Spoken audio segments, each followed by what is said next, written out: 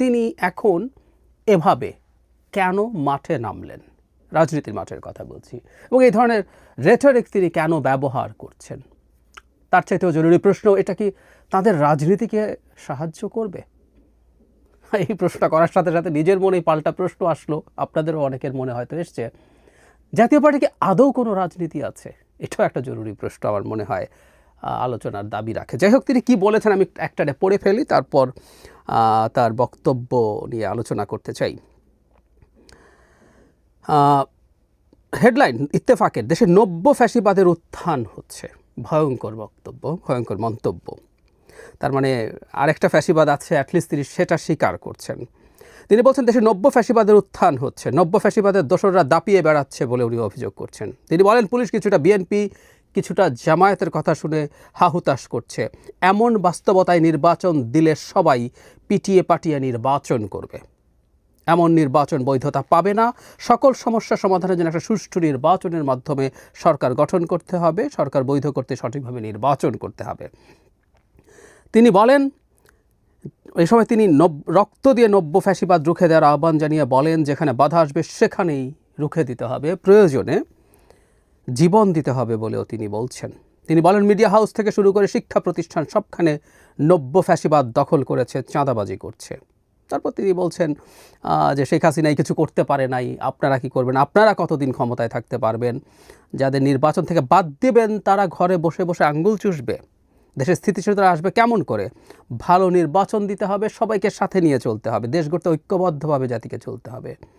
তারপরে তিনি একটা জায়গায় বলছেন, যেন দেশের মানে বর্তমান সরকার জাতিকে দুই ভাগে বিভক্ত করে ফেলেছে, যেন দেশের অর্ধেক লোককে বাদ দিয়ে ক্ষমতা চিরস্থায়ী করতে পারে। ফ্যাসিবাদ দিয়ে যারা শিক্ষা না নিয়ে নব্য ফ্যাসিবাদ হচ্ছেন, আপনাদেরও পতন হবে, ইত্যাদি ইত্যাদি বলছেন। সেটার প্রতিবাদের কথা বলছেন। নব্য ফ্যাসিবাদের বিরুদ্ধে লাখ লাখ লোক প্রতিবাদ করবেন। বারবার এই সরকারকে নব্য ফ্যাসিবাদ বলছেন তিনি। তারপর জাতীয় পার্টির বিরুদ্ধে ষড়যন্ত্র শুরু হয়েছে, যারা শেখ হাসিনার সঙ্গে ছিল তাদেরকে লাঙ্গল প্রতীক দেওয়ার ষড়যন্ত্র শুরু হয়েছে, ইত্যাদি ইত্যাদি। হ্যাঁ, এরকম একটা ঘটনাও আছে। একটা নিউজ আমি দেখলাম, তাকে গ্রেফতারের দাবিতে জাপার একাংশের মানববন্ধনের রওশনপন্থী দুদকের সামনে গিয়ে তাকে গ্রেফতার করছেন এবং বিভিন্ন রকম পদপদবি এবং নমিনেশনের জন্য টাকা আত্মসাৎ করেছেন বলে জানিয়েছেন। এর মধ্যে উপস্থিত ছিলেন কো-চেয়ারম্যান সুনীল শুভ রায়, প্রেসিডিয়াম সদস্য খন্দকার মনিরুজ্জামান টিটু, প্রচার প্রকাশনা সম্পাদক খোরশেদ আলম, ইত্যাদি ইত্যাদি। যাই হোক, জনাব জিএম কাদেরের বক্তব্যগুলো নিয়ে একটু কথা বলা দরকার। খুবই খুবই মারাত্মক কিছু কথা বলেছেন। কেন বলছেন? একটা জিনিস আগে একটু ক্লিয়ার করে নেওয়া দরকার, যেটা একটু লেস ইম্পর্ট্যান্ট। সেটা হচ্ছে তিনি বলছেন দেশের অর্ধেক মানুষকে, মানে উনি ক্রমাগত শেখ হাসিনার দল আওয়ামী লীগ এবং জাতীয় পার্টি এ দুটোকে মিলিয়ে দেশে 50% মানুষ তাদের সমর্থক, এই দাবি উনি আরও আগেও করেছেন। মানে এর চেয়ে উদ্ভট দাবি আসলে আর কিছু হয় না। মানে শেখ হাসিনা যদি 40%, 45% মানুষকে প্রতিনিধিত্ব করতো, শেখ হাসিনা নির্বাচনে চুরি করতো না, শেখ হাসিনা রাতের বেলা সিল মারতো না। এটা জনাব জিএম কাদেরের এইটুকু রাজনীতিক জ্ঞান নিশ্চয়ই আছে, কিন্তু উনি আসলে ওনাদের দাবি পোক্ত করার জন্য এই কথা বলছেন। আওয়ামী লীগের সাকুল্যে সমর্থন 20% আর এখন হবে না। আর জাতীয় পার্টি এক সময় 5%, 6% মানুষকে প্রতিনিধিত্ব করলেও জাতীয় পার্টি এখন আর কোনো মানুষকে, মানে এটা টেনে টুনে 1-1.5% হয় কিনা আমার সিরিয়াস সন্দেহ আছে। কারণ যে বলছিলাম, জাতীয় পার্টিকে আদৌ কোনো রাজনীতি আছে? এই প্রশ্নটা আসলে আসে। জাতীয় পার্টি জাস্ট শেষ পর্যায়ে হয়ে দাঁড়িয়েছিল কিভাবে শেখ হাসিনার সাথে কোলাবোরেট করে, আলোচনা করে কিছু লোকজনকে এমপি বানানো যায়, সম্ভব হলে কয়েকজন মন্ত্রী বানানো যায়। ওদের কোনো রাজনীতি আমি দেখি না। একটা পর্যায়ে রংপুর, তাদের যে মূল ঘাঁটি, সেখানেও তাদের অবস্থা খুবই খারাপ ছিল। বেশ কিছু নির্বাচনে আমার মনে পড়ে, পৌরসভা এবং সিটি কর্পোরেশন এই ধরনের নির্বাচনে ইসলামী আন্দোলনের কাছে তারা পরাজিত হয়েছে বা তারা ইসলামী আন্দোলনের পেছনে ছিল। এরকম পরিস্থিতিও আসলে আছে জাতীয় পার্টি। সুতরাং জাতীয় পার্টি 1-2% আর আওয়ামী লীগ মিলে এখন দেশে 20% মানুষকেও প্রতিনিধিত্ব করে না। তবে হ্যাঁ, এই আলাপ কেউ করতে পারেন যে এই মানুষদেরকে নিয়ে কি করা হবে, ইটস এ ডিফারেন্ট ডিবেট, কিন্তু তার এই ক্লেমটা একেবারেই ভুল, আপাদমস্তক ভুল। আই রিপিট, 40%, 45% মানুষের সমর্থন থাকলে শেখ হাসিনা এই রকমভাবে ক্ষমতায় থাকতে যেতেন না। ফর শিওর ফেয়ার নির্বাচন দিলেই তিনি ক্ষমতায় থাকতে পারতেন। সুতরাং এই দাবিটা নিয়ে আর কিছু না। কিন্তু উনি এখন যে কাজটা করার চেষ্টা করছেন, it's a very risky game আমি মনে করি। এই সরকারের সমালোচনা আছে, এই সরকারের ব্যর্থতা আছে, এই সরকারের কারো কারো মুখ থেকে আমি মাঝে মাঝে বলে যাই শেখ হাসিনার মতো বক্তব্য বেরোয়, কিন্তু এই সরকারকে নব্য ফ্যাসিবাদ বলা এটা মারাত্মক একটা এক্সট্রিমিস্ট কথা, মারাত্মক এক্সট্রিমিস্ট কথা, এবং বিশেষ করে সেটা যখন জনাব জিএম কাদেরের মতো মানুষের মুখ দিয়ে আসে। কেন বলছি? ইচ্ছায় হোক অনিচ্ছায় হোক জাতীয় পার্টি শেখ হাসিনার কোলাবোরেটর হিসেবে কাজ করেছে। অনিচ্ছায় হোক এই কারণে বলছি, অন্তত 14 সালে জনাব এরশাদ সুজাতা সিংয়ের সাথে বৈঠকের পর এই জাতির সামনে তা ফাঁস করে দিয়ে একটা ঐতিহাসিক দায়িত্ব পালন করেছেন, এবং তিনি ওই নির্বাচনের পক্ষে কোনোভাবেই ছিলেন না। এবং সেই 14 সালের নির্বাচনে জনাব জিএম কাদেরও এমপি হননি, এটাও তাদের একটা স্ট্যান্স। কিন্তু তখন রওশনপন্থীরা রওশন এরশাদের নেতৃত্বে নির্বাচনে গিয়ে সেই নির্বাচনটাকে কিছুটা হলেও বৈধতা দেওয়ার চেষ্টা করেছেন। 24 সালের কথা যদি আমরা বলি, এবং 18 সালে যে রাতে সিল মারা, তাদের এমপিরাও রাতে সিল মারার এমপি হয়েছেন, রাতে সিল মেরেই তারা এমপি হয়েছেন ফর শিওর। সুতরাং শেখ হাসিনার এই নোংরা চুরি, এই দেশ ধ্বংসের সাথে জাতীয় party is very much connected.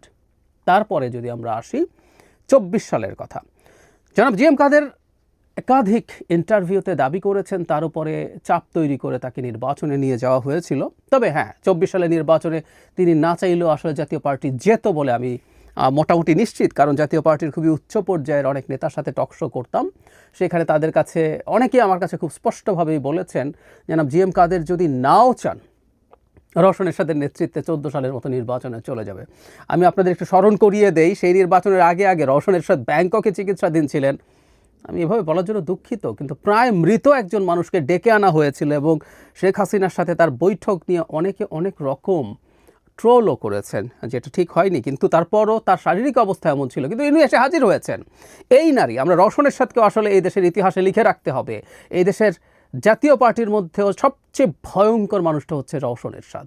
এখন ইনফ্যাক্ট আবারও এটা একটু মেলাবো যে রওশনপন্থীরা জিএম কাদেরকে মাইনাস করার জন্য মাঠে নামছেন। কত বড় সাহস তাদের! রওশনপন্থীরা এখন প্ল্যাকার্ড নিয়ে মাঠে নামছেন, যেহেতু তারা এখন মূল জাতীয় পার্টির বিরুদ্ধে কথা বলছেন। তারা মনে করছেন আমরা সব ভুলে যাব, দুদকের সামনে গিয়ে আওয়াজ করছেন। আমি জানি না সরকারে কোনো সায় আছে কিনা, যদি থেকে থাকে এটা একেবারেই অনুচিত হবে। রওশন এরশাদ 24-এ তার নেতৃত্বে নির্বাচনে যায়নি, কিন্তু রওশন এরশাদ আসলে কী করেছেন এটা আমরা খুব ভালো মতো জানি। যাই হোক, দিনের শেষে জাতীয় পার্টি তো 24-এও নির্বাচনে গেল, এবং শেখ হাসিনার তথাকথিত আমিডামির নির্বাচনে তাদের বেশ কিছু মানুষজন এমপি টেমপি হয়েছিলেন। সুতরাং এই দায় তাদের নিতে হবে, কিছু করার নেই।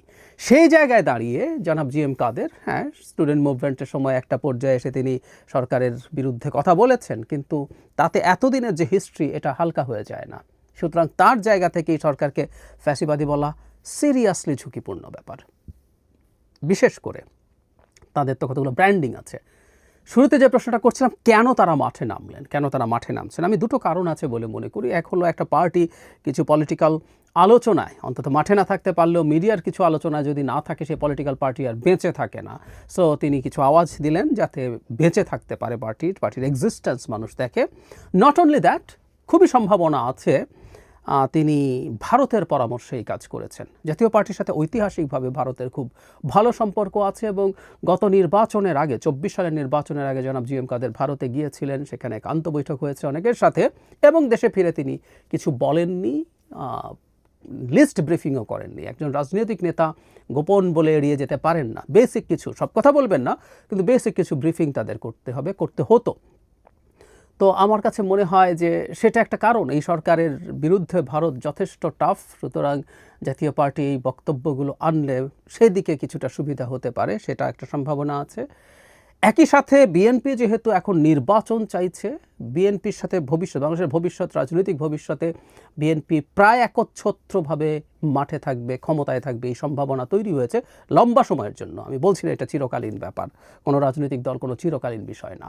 সো সেই সময়ে বিএনপির কাছাকাছি যাওয়ার জন্য এই ধরনের বক্তব্য কাজে আসতে পারে বলে জনাব জিএম কাদের সম্ভবত মনে করছেন যে এই সরকারের উপর যদি চাপ তৈরি করা